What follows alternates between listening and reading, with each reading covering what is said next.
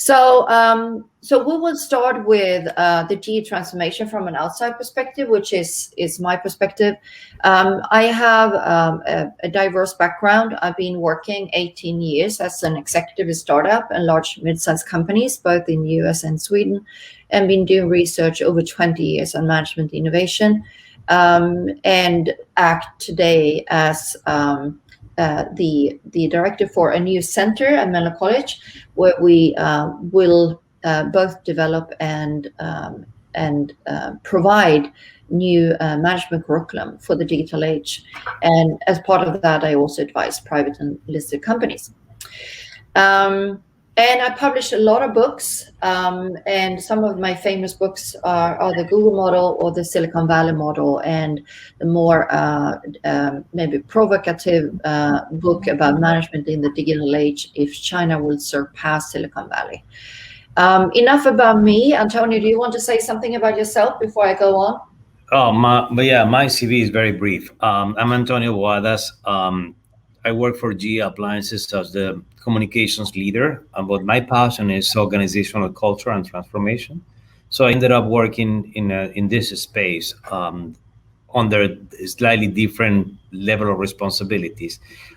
So I love business transformation. This is the first time I have the opportunity to work in a company that is actually transforming and just not just pretending that it's changing.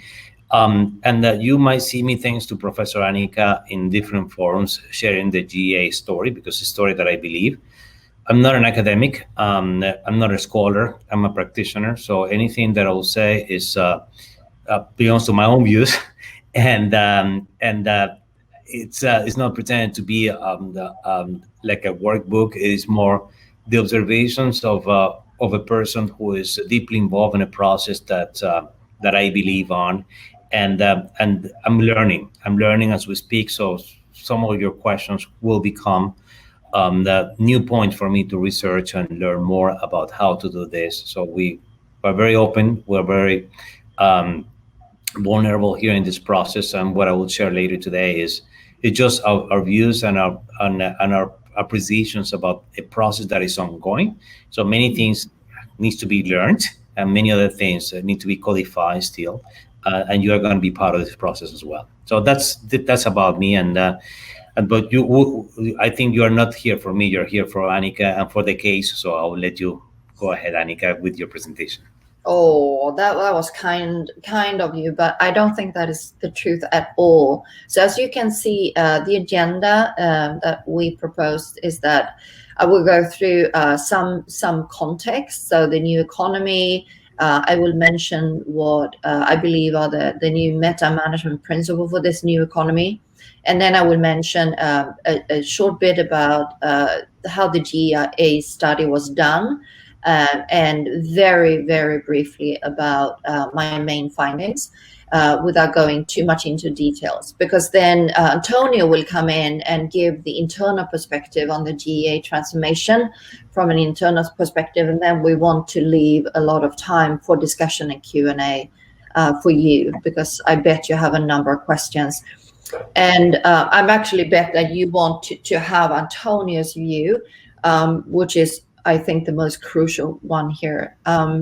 So you can see my view as more of an evaluation from trying to hook this up to other frameworks and theory out there. So if we start with the new economy, I think you can agree with me that the world is changing faster than ever.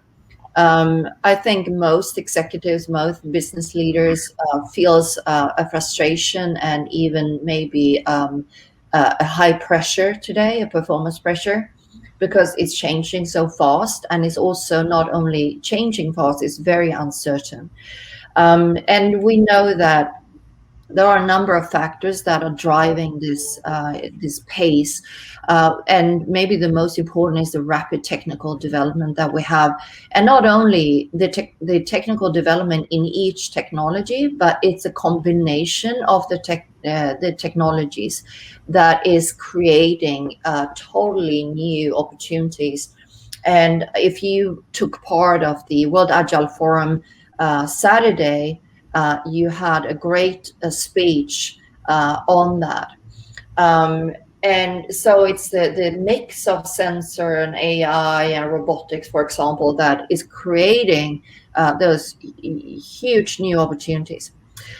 In the same time as executives and business leaders understand that there are so many opportunities, and they don't really understand maybe all those new technologies and how they will emerge and how it will end up, you have this hyper competition. So the competition is maybe more severe than ever, and you have a globalization where whatever knowledge you have will be a commodity within a couple of years or a year, a month. So you need to act very fast. And then in addition to that, you have to fight with, the sustainability and to save the world and all the new requirements, which can also be a driver for you, an innovation driver. And then, of course, the power shift to the consumer, where the consumer have the power today rather than a corporation. And those are just some examples of drivers that is just changing the game completely, and which sort of make it pretty clear that it's very hard to just take an old traditional model from the 1900, early 1900, and apply it to this kind of reality. And you can actually see how the technical development have been creating management innovation over time, over and over again. And those are just some example. Scientific management by Taylor in the 1911 was the foundation behind Ford and the first, automotive industry and the mass production of cars. And then, much later, we got the TQC and TQM, where suddenly the human being and the workers on the shop floor can actually be part of problem solving. In scientific management, it was not. They were more or less like human robots to do routine tasks and didn't really have maybe that competence or education, or were expected to think very much. But TQC and TQM introduced a new way of thinking about the human being and the worker, and also about the customer focus, and the process orientation. So we got a number of new ideas from this era, and also the visible leadership came with TQM. And then a little bit later, we had Lean. And you know how Lean has been influencing all over the world. It more or less started in 1988 with a great paper from a Chinese American student that published a paper in America and studied a Toyota manufacturing plant in the US, and just saw these immense productivity differences between a typical Western manufacturing plant and a Toyota plant. So that became Lean. And then in early 2000, if we jump a number of decades again, we have Agile. That is, the word we use here in the word Agile Forum, that started in 2001 with software, and then it spread to become Enterprise Agile and so on. But after that, we have a number of other things. Open Innovation in 2003, Lean Startup in 2008. And then I actually added the Google model, because in 2010, we also started to understand that there was not just a concept. There were totally new corporate models out there that were totally new for the world. And it was so disruptively changed. So it was more or less a 180-degree pivot from the traditional model. And I call it the Google model. Other research have been talking about the Silicon Valley model already in late 1990s. They identify a new animal, a new organizational animal in the Silicon Valley that was on the forefront at the information technology. And they called this, in lack of words, they called it the Silicon Valley model. Okay. And that then became the Google model / Silicon Valley model. But today we talk about Rendanheyi model that is coming from higher, and this is 2021. So what I try to communicate here is that we see, and I hope you see, that management is not a fixed thing. Management and management innovation is evolving over time, and is evolving due to technical development. And if a company is still then in TQM phase or in lean phase or an agile phase and hasn't catch up with open innovation or with the lean startup methodology or have studied the Google or the Rendanheyi, it might be that that company need to pick up a pace here to come up. We also know that we have a number of incumbents that, you know, try to survive. Those are the typical example. I think you see all lecturers all over the world giving the same examples, and they more or less was busted. They became toasts, as we heard this Saturday from one speaker. So they are now part of the Hall of Toasts, gone. They couldn't change fast enough. So there is a paradigm shift, and I want to just pinpoint this because before we jump into the GEA story, I think it's important to understand that GEA is one case, and the reason why GEA is important is not it's just one case. It's because it's a case showing going from a traditional management model to a new management model. And already in 2009, Gary Hamel was clearly pinpointing, and Gary Hamel, as you know, is maybe a top 50 management gurus in the world, said equipping organization to tackle the future would require management revolution, no less momentous than the one that spawned modern industry. And this is something you also know that Steve Denning is pinpointing, I'm pinpointing, and many other people now are pinpointing. So the difference between those two models is fundamentally different. So this is just some example. If you take the top leaders' main focus, for example, in the 20th century model, the old model, the traditional model was very much focused on the internal stuff. The sort of operational excellence, quality problems, and so on. The 21st century model for the digital age, the executive and the top leadership need to be very focused externally because the change is so fast. So if they are not externally focused, they will miss the next wave. So they need to focus externally. And if they need to be then two people at the top, one focusing internally, one externally, that could be one model that many companies use. The top leadership is also very oriented, or it's actually very designed as a top-down management in the old model. And it's very financial operational oriented. In this new model, it's more a portfolio management, more like a VC model. Where should I reallocate in my assets, right? To take and to ride on new opportunities. And it's very growth and innovation oriented. The daily leadership is very managers, okay? They are informing and setting the direction, informing the direct reports what to do and not to do. And the 21st century is they become coaches and facilitators. Very, very different. The culture in the old model is very much focused on cost efficiency, cost of quality, and to have control, because we are still in the mass production phase, right? So in the new model, it's all about innovation, adaptability, and speed. And therefore, also the people characteristics are different. The people in the old model is operational competence. The new model, they need entrepreneurs. They need entrepreneurs. They need new diversified skills, people that understand IoT, people that understand AI, people that can see the new future. The organization in the old model was hierarchical, structured, very structured, and it was like a machine, and it was very closed. Everything was done within the corporate walls. The new one is flat.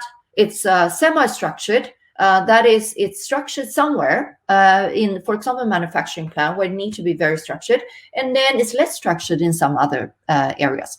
And it's also open. It's open for innovation from everywhere and anywhere. The coordination of tasks in the old model was standardization and with clear processes and very clear descriptions. The coordination for the new model is shared vision and culture, and maybe OKRs, so objective and key result every quarter that can dynamically change pretty fast. And the automation of communication process was lower in the old model and higher in the new. So as you can see, what I tried to tell you here is that it's 180-degree different, the old and the new model. So if you're still stuck in the old model, it's pretty hard to compete in the new economy.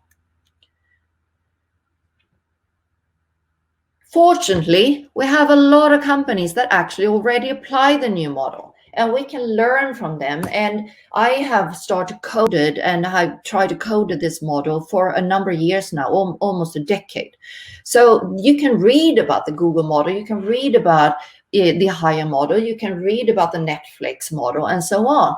But we also have the Alibaba and the Tencent and Spotify, Swedish one, and Tesla, of course, that Joe Justice is talking about, right? And then we have the GE Appliances, a higher company that decided to go and leave the traditional model because they didn't really believe in that any longer and go over to the new model. And they use the Rendanheyi developed by Hire as a guiding star in that work. So what are the new meta management principles? You can briefly mention them as those 6. It's an ecosystem strategy for accelerate value creation upstream and downstream, both for innovation upstream and downstream. It's to aim for a networked organization, decentralized network organization with decentralized decision power to be able to be agile and fast moving. It's to aim for entrepreneurs and dynamic partners rather than employees. It's to aim for zero distance to user rather than to have a clear cut between the company and the customers. And it's definitely to aim for pay-by-user incentive and compensation model rather than just giving out a fixed fee and a fixed salary that doesn't reflect in any way the value created by each individual. And then finally, it's to aim for a visionary coaching and decentralized leadership rather than having a very internally focused and top-down leadership and command control. Okay, so coming over to the GEA study. This was done it started actually in December last year. The aim was to better understand the management principle of the 21st century. So I used the GEA study as well to understand how they apply the Rendanheyi principles as part of this new meta principles and how close they were to the other principle that I learned from the Google model and others. I wanted to understand GEA in 2016 and 2021, and I wanted to understand GEA's transformation and the key milestones in that. So that was the purpose with the study, and it's been going on for 9 months now. It has generated a white paper, and this white paper is not publicly accessible. It can be given and provided if you take a course by us, and here you have the link. The course will be offered May and next year, and everyone that signed up for the course will have this almost 100 pages white paper with a detailed description of everything you should know about this transformation. Shortly, from an outsider perspective, I can say that before I leave the stage over to Antonia, that it was a mind-blowing result. And it's not only me that think that. Last week, we had another international session with the leading researcher, Edgar Schein, that was the initiator and the absolutely founder of organizational behavior, the scientific field of organizational behavior in the world and corporate culture. And he said he was absolutely astonished with the result GEA have done.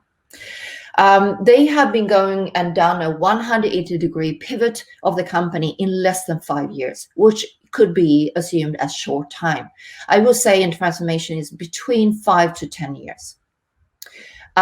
They went from a focus on cost efficiency and a top-down leadership and a machine bureaucracy organization to a focus on growth, decentralized decision power, and a flat agile organization.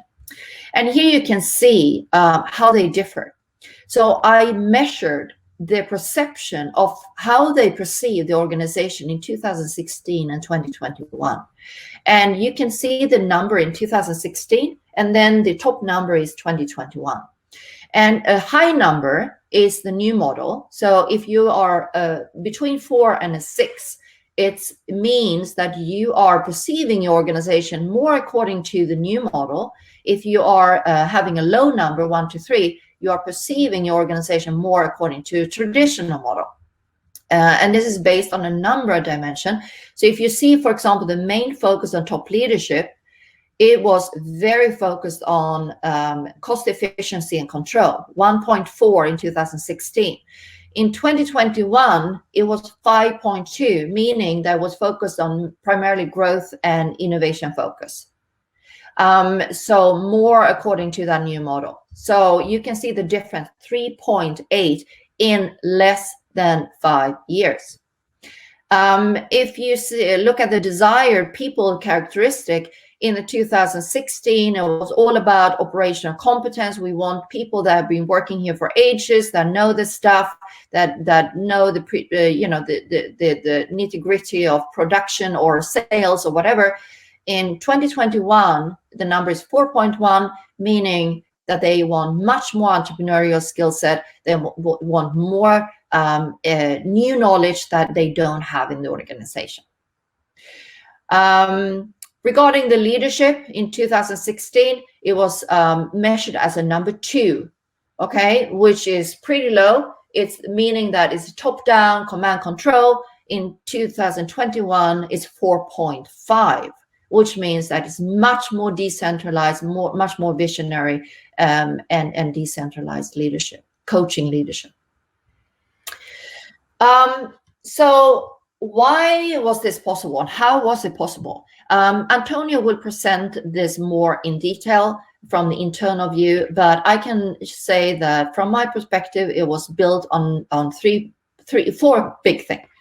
First, it was a new vision in the old suit.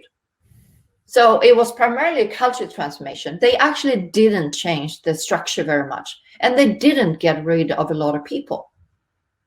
This might be something that the big consultancy companies are, advising you to do, but they didn't do that.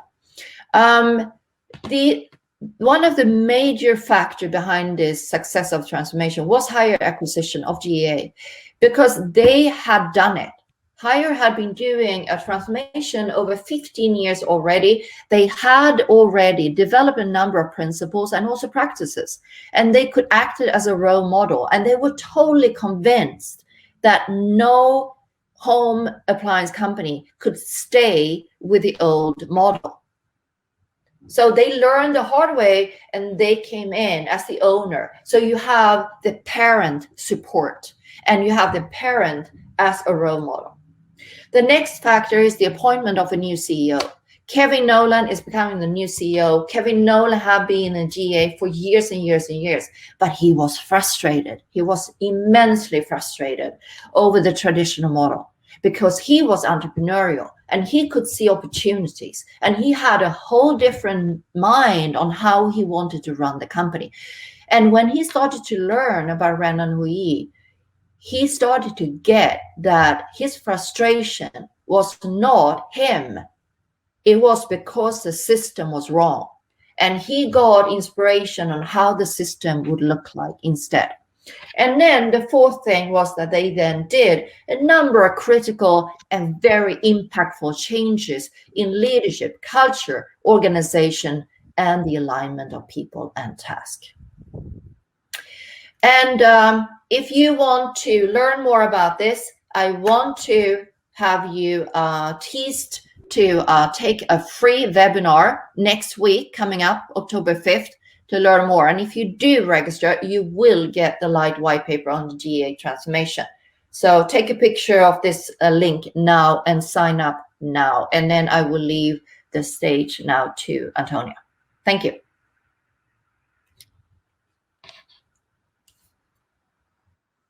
Okay, thanks so much. I was just cutting a little bit the presentation. Okay, I want to thank you all for sticking around, and this is a story for you guys, for Gonzalo, Luis, Paolo, Rui, Sergio, Joanna, Luis, and my good friend Antonio as well. So this is my homónimo. The idea that I have here is to share the story from the inside and what we have been able to do over the last 4 years. And I need to insist that we're talking 4 years only, since the day we found the opportunity to reinvent ourselves. So this is, I hope you can see my screen right now. This is the story of a transformation that started to take place 4 years ago, and started with the realization that change was possible, and change was not only possible, was necessary. Over the last 4 years, we've been able to do something that we believe was impossible. We have doubled the business, and we have been growing double digit year in, year out. We have reduced something that we all dream with, reduce the speed to market from idea to execution from 2 years, 3 years, forever, to very few months. We are growing in different business units, and I'll tell you more about what we mean by micro enterprises, and that we are now the fastest growing company in the US. So there is a version of Higher, or version of GEA in Europe. It is Higher. It's called Higher, and that they recently merged with Candy in Italy. You might be familiar with that brand, and with the appliances business, Hoover business appliances sector. So this is a company that has presence pretty much everywhere in the world, and that you have a version of this very close to your soul. So what are the key concepts that we embraced during this process? So we were part of a corporation, right? And we were part of the General Electric company since day one, since more than 100 years ago. And we were basically a corporation. We were serving the corporate world. So we evolved, and became not a company anymore. I would say it's more a platform that supports networks. So it's a more agile approach to our capabilities. We offer some skill, but at the end, we are like a very dynamic incubator, and it's like a mesh of micro enterprises and networks that are working together. We went from managing the business daily, and honestly, don't take me wrong. So yes, we do monitor things every day, but the point is not that we are not running the business by just checking on each other. We are more on setting vision and leadership, and that this is the role that we in the leadership team and the CEO has taken. We went from a hierarchical organization to a more flat organization, and the last concept is probably one of the most radical and important ones here, is that corporate pay means that our key client was corporate. Means that we were serving the corporation, therefore we're getting paid by the corporation as by being just the virtue of being part of the large enterprise. In our case now, we see ourselves that are being paid by our users, or being paid by those who we're serving. We knew that at the past, but actually the budget was approved by corporate, so therefore we serve corporate. But now we know that we have really understood that if our users and our owners don't pay for the services and the appliances we are offering them, we simply don't have the money to continue supporting the business. Therefore, we're being paid by them. It's just a shift in our mentality that helps you to really focus on what really matters. And what really matters is just transitioning from being an employee, which is like a number in a payroll, into an entrepreneur, who is a person who brings his or her passions, his or her ideas, and is able to work on what they want, what they like, and adding and creating value every single day. You have heard the term Rendanheyi, which is a Chinese word that stands for, like, you just need to split it into three, and then it is users, consumers, and value creation. That's what these three portions of this word means. It's basically what it means is that we as individuals, as employees, we want to be entrepreneurs that want to add value. The owners are the users, the consumers. They want to receive value from everything they do. In this transaction, we get together and we create value for each other. That's what this short word stands for. Means that as employees, we need to behave and be treated as entrepreneurs. That is the trick here. The second one is, I mentioned that already. So we used to serve corporate. Now because we serve our user, our owners. We do, these are the only bosses we have. We were avoiding risk all the time. So as a company, we were playing not to lose, and now we shift to playing to win. And one example of the consequences of playing not to lose was that this company didn't grow an inch for many years. We were very stable. We didn't gain any market share. In fact, we were losing market share, but we were doing okay. We were doing okay because that's what corporate asked us to do, not to mess up, not to have create issues for anyone. Therefore, not growing was okay and was acceptable. And when you don't have this willingness, this energy to win and change and grow, we just become reactive to the competition, and you actually forget how to lead, and you forget how to win. The last point is embracing the opportunities. Is looking for new opportunities where we didn't see them before. This is what happened here. And you will ask, how did this happen? Well, basically, we had like four big success factors here. And this doesn't pretend to be a model. This is just like a collection of ideas that we put it together to explain this case in a very simple way. The first one is on leadership. So when you have an organization that serves the owner and the user, the employees, the entrepreneurs, they don't serve the leaders. So the CEO is no longer the person in charge. The CEO is no longer the person who needs to be convinced about anything. The CEO have changed its role from central control to be an enabler, to managing things every single day, to basically focusing on removing barriers. The CEO, in our particular case, our CEO, Kevin Nolan, he's not the ultimate decision maker. He doesn't need to be convinced about anything.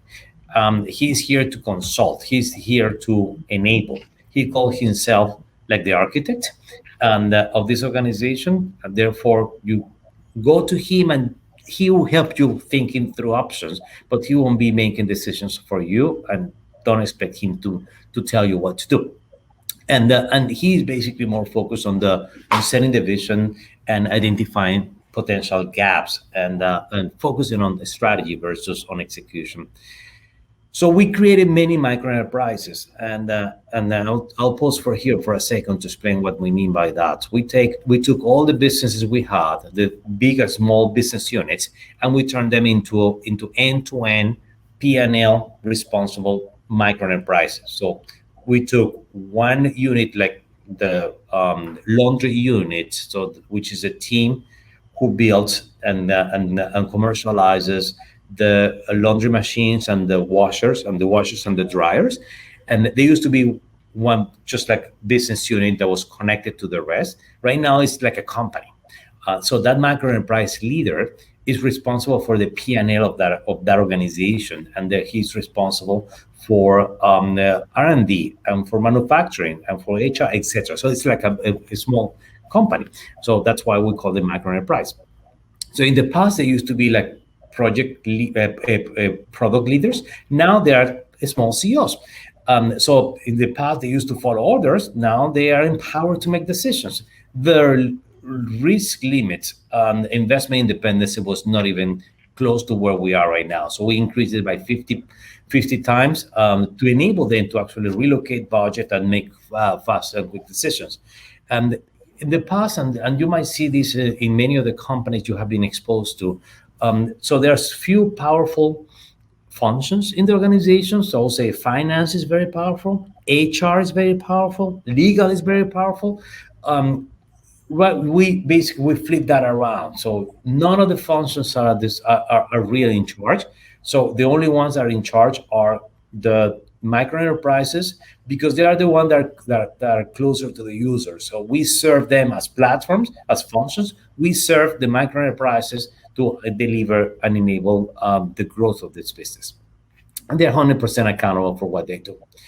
From the organizational point of view, what we did was we removed many barriers, and we reduced the bureaucracy in the company, and we eliminated the roles, not the people, the roles that were not adding value, and but that you could call that were just pushing paper and creating processes, unnecessary processes that didn't create any value.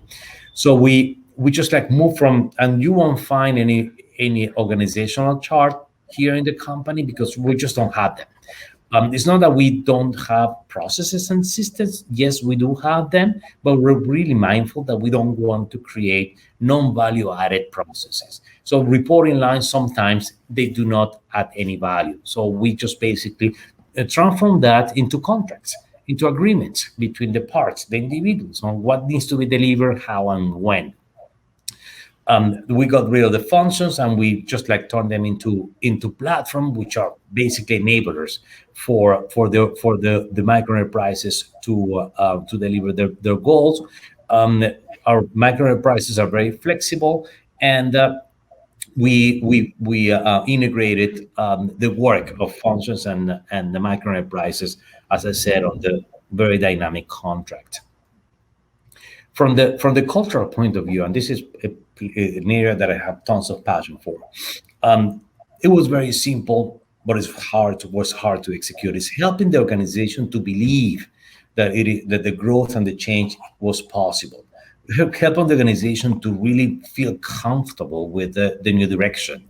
And this new direction was not a Chinese direction, okay? So we were acquired by a Chinese company, but it's not that we became Chinese. Our parent company was born in China and has been investing in China, but around the world as well. We are a company that is based in the US, led by US talent, and is serving the US market.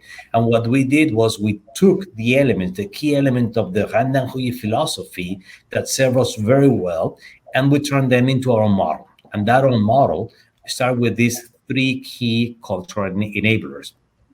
And at the end, you'll see this straight talk, accountability, and raising the bar. It is about trust, and it is about treating people with the respect well deserved. The straight talk is not postponing any feedback. It's just making sure that we know exactly what to expect from each other, being transparent, having an open communication, because we are all accountable for delivering the goals, and we're very responsible. So we are not hiding behind the bushes and justifying why we might not have delivered something. We are very clear and transparent because we're committing on raising the bar, which is about empowerment. It is about testing. It is about connecting differently with other people. So our cultural drivers have been so critical in this process. And at the end, as I said, it's about trust, and it's about also helping people to believe in themselves, to believe that this change was possible and they could be part of it. And in fact, they were all part of it. And the final on the alignment piece is making sure that we all knew what we were doing. So this is a large company. We employ like 14,000 people here in the US. And it's how do we make sure that people understood what our intent was? And it is nothing else but communications, tons of communications, hours of communications, and transparency, vulnerability. It is offering ourselves to give people the opportunity to ask the questions they wanted to ask, and making sure that people felt comfortable asking them and with the answers we were providing. Unleashing our entrepreneurs' value contribution is critical. It's very easy to say, but it's not about putting ping pong tables in the lobby of the building or changing the dress code. It is about treating people with the respect they well deserve, but at the same time equipping them and giving them the opportunity to work on their own passions. And finally, the ecosystem. And this is a new term, and I will stop here. The notion of approaching the marketplace in a different way is critical. So we go from a very transactional relationship with our customers, with our owners, our users, and with our suppliers, to turning everyone into partners. You really find the marketplace with this, and you'll see that you're no longer providing value by cutting cost. You are providing value by creating it, by engaging with different players in those ecosystems in a different way. Because some of the value that we're missing today is not in the product per se; it is in the exchange in between the parts and the players of that ecosystem. It's just about a matter of avoiding becoming a commodity and just like accelerating innovation And instead of just thinking on growing sales, it is about expanding the ecosystem. So this changes the notion of who is our competitor. So we no longer talk about our competitors. We talked about the ecosystem where we play and the scenarios we play. So instead of us selling appliances, we're basically selling and offering experiences. We are looking and trying to reach our consumers and to develop and build like a long life relationship, because our relationship shouldn't stop the day we sell the appliance. This is the day our relationship starts, and then we will continue grooming those connections and those experiences throughout their life. So that helps on redefining how we approach our work.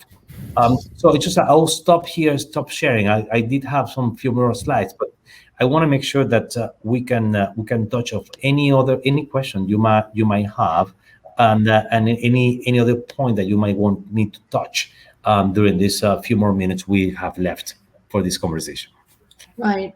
And maybe we should use the Q&A, if that is okay, if you send in question in the Q&A tab. Okay.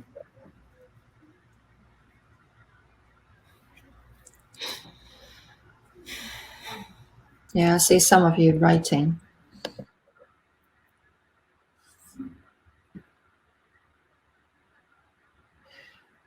My question to you is, are you in a transformation yourself right now?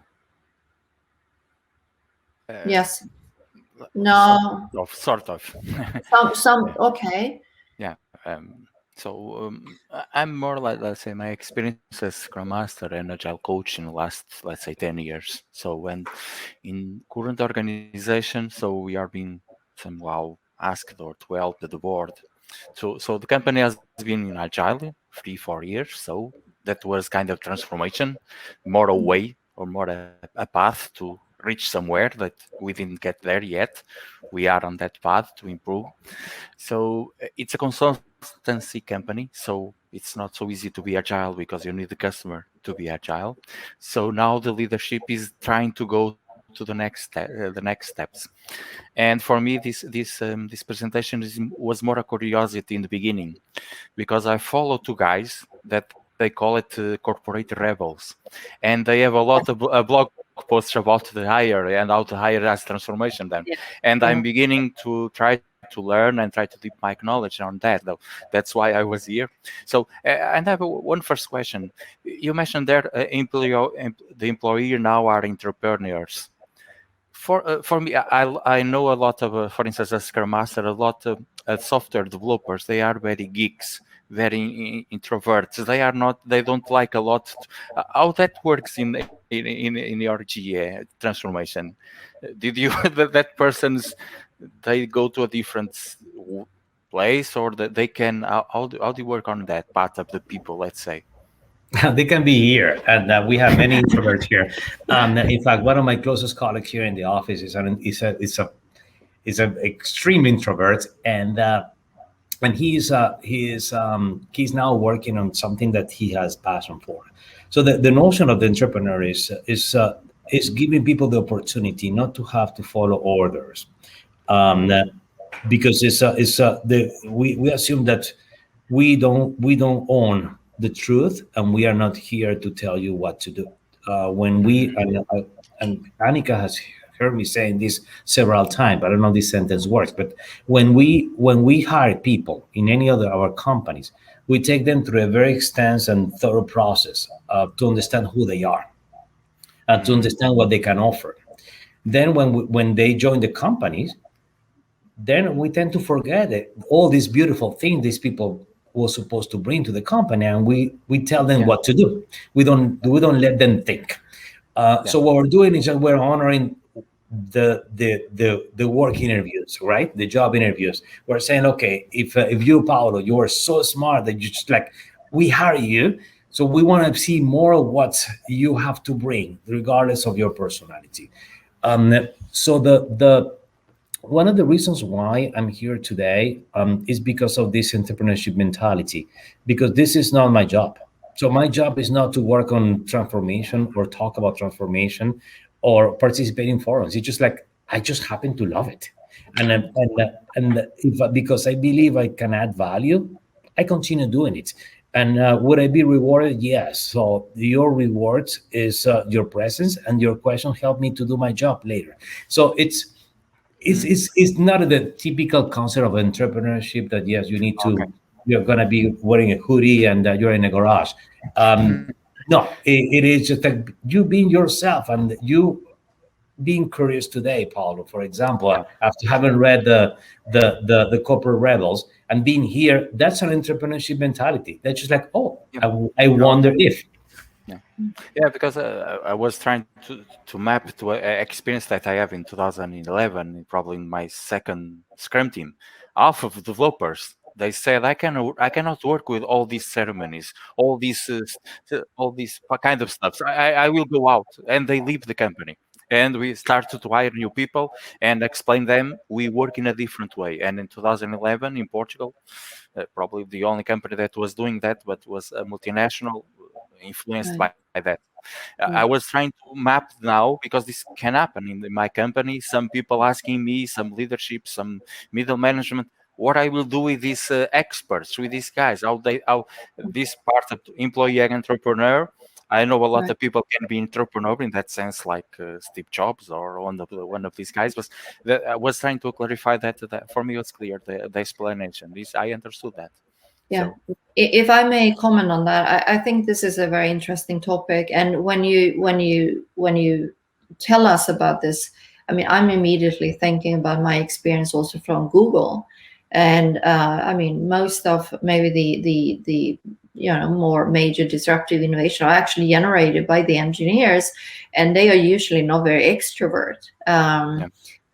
So entrepreneurs in this how we define it, I think you might have tried to deploy procedures and rituals that is maybe not feasible for typical engineer and a typical entrepreneur in development. So at both GA and Hire and Google, I think the foundation is that first that they can see the vision, right? So the employees now can see that they actually matter for the market. They see the user needs. They get information about what is needed to happen, and also where GA want to grow and Google want to grow and the other companies. So have a clear vision, and then the expectation, right? The next thing is the expectation on everyone that actually be part of bringing new business value in whatever function they have.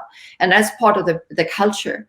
And then the next step is to enable them, to give them the freedom. In Google, you have the 20% project. So every engineer has the right for a 20% project, and the manager cannot say no. They can say you maybe should wait till next week or in 2 weeks because we have a launch right now, but they cannot refuse that. There's the freedom to innovate.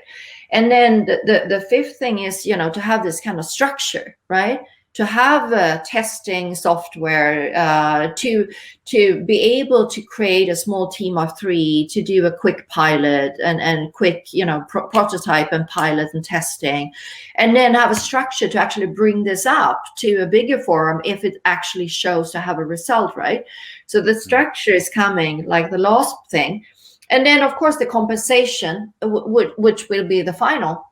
I mean, if they do all this, what's in it for them? As an engineer at Google, they have all kind of reward stuff, right? They are the spokesperson for the person. If you look at the Loon project, where the balloons are sent up for info, right? Then they use top engineers as the main speaker for the company in the videos, where they explain the excitement and the project was done and how they thought and blah blah blah. So they become heroes, right? Publicly and internally. And then of course they have other things like engineers. They might they have some kind of Lego, like a pile of stuff. right? So the more patterns they created, the higher the pile is. So everyone can see that they are the best engineer in that room, right? So you have to understand each sort of specific personal characteristic, I think, and what incentivize them. Okay, nice. Thank you. Any other question? I don't think we have any Q&A question, what I can see. We have a number of people that are not on video. Do you want to send in any question?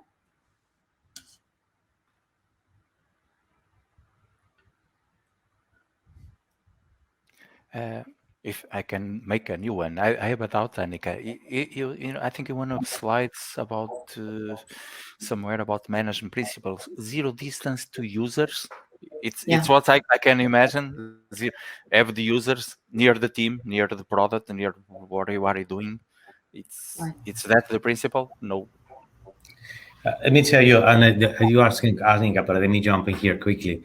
It is not only physical distance; it's mental distance.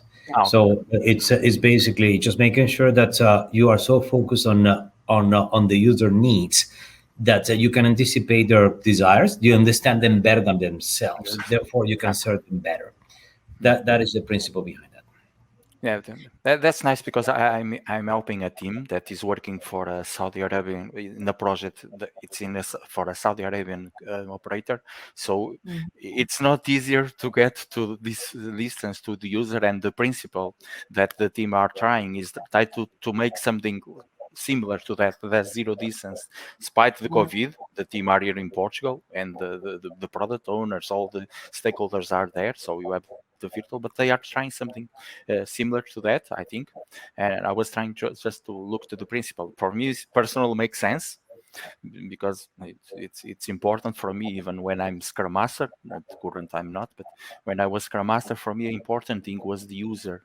The team don't lose the user, and that mental part was also important for me, not just the physical. Always they think always in the user. They put they fit in the user. Okay, thank you. Right. Yeah, it's a very powerful concept, and it's very much like a ultimate vision, right? To have absolutely zero distance to your user, and then how you accomplish that. It's a long evolution and a stepwise approach, but it's both a mindset. I would say definitely a mindset, and then a technicality how you do it.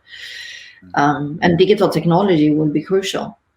Yeah, any culture, let's say, any culture dimension that could be some bottleneck or a constraint here in this zero distance to users. I don't know if I'm making the right question. A user in US, a user in Portugal, a user in China could be this zero. You can use it anywhere.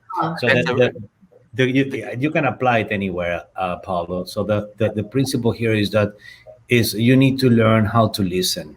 And listening start with vulnerability. And probably what you thought was right for your entire life, you might have been wrong. And the other one is giving power away.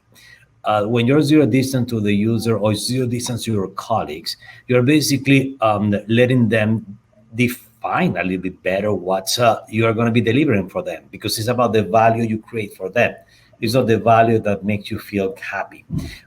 So it's about them. So when things are about the other, then you are open to new things, right? And you need to give up power.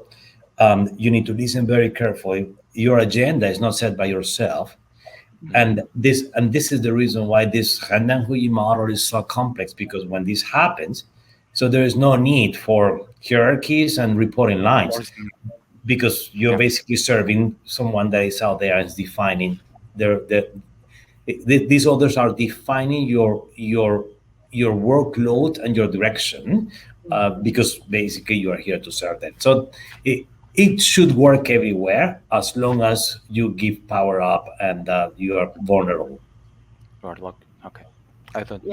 I will not monopoly here the question, Queen. I will leave space for others. Thank you. Make it very entertaining. Thank you for your questions. Yeah, thank you. Absolutely, it's great questions. And if we don't have any more questions, then I think it's almost time out for the live webinar or live workshop. I don't see any Q&A questions still. I hope you enjoyed it. We tried to provide a little bit wider context before we zoomed in on GA, because it's important to understand why this is happening, why it's so important. I can give just a final concluding comment.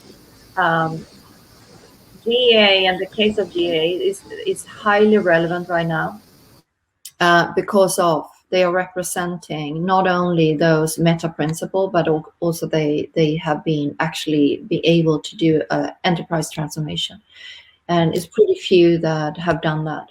So I hope you like this, and we will see you again. And if you want to take part of the free webinar, you will get the light white paper. So Antonio, first I would like to thank you. You are great. Thank you for being with me today, and thank you everyone for being here today. Thank you. Thank you very much. Have a nice weekend. Bye. Bye.